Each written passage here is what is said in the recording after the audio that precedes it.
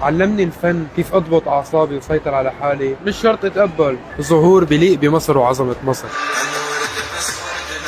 اول حاجه عشان بنرحب بيكم النهارده في القريه العالميه حبيبي. ونجاحات جاي من الرياض من جمهور معلمنا على الموركس ريكس ستور. نجاحات كبيره. تقول ايه عنها النهارده؟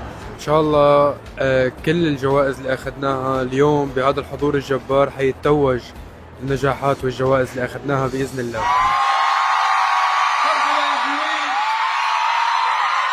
اليوم الحضور جبار، واليوم المكان جبار، واليوم الحالة الفنية اللي أنا فيها مختلفة، فإن شاء الله حتكون أحلى مئات المرات إن شاء الله.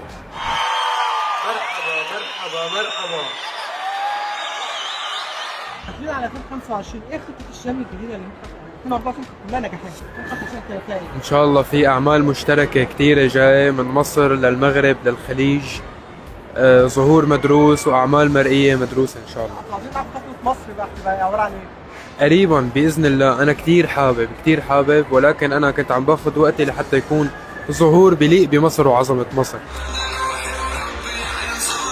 كلمه النهارده للجمهور السوري تقول له آخ على سوريا، هذا بلدي، أولاد وطني، أولاد دمي، هدول الناس اللي داعميني ولاحيني بكل مكان وبيفتخروا فيه وبفتخر فيهم.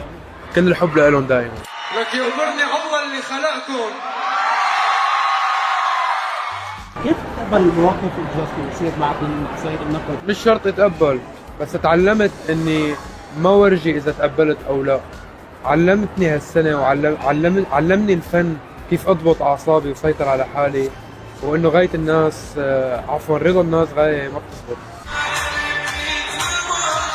تتوقف اكيد صارت بعض التكريمات كلها والنجاحات عم تحقق، كيف تكون شعوريا اذا تختلف عليهم تتوقف اختيار الاغاني او اختيار الكلمات؟ كيف اكيد المسؤولية عم تكبر مرة عن مرة وعم بصير في خوف اكثر، بس ما بدي انسى اني انا صرت هون لاني حقيقي، لاني على طبيعتي، ولاني بشبه الناس، فحكفي مثل ما بديت.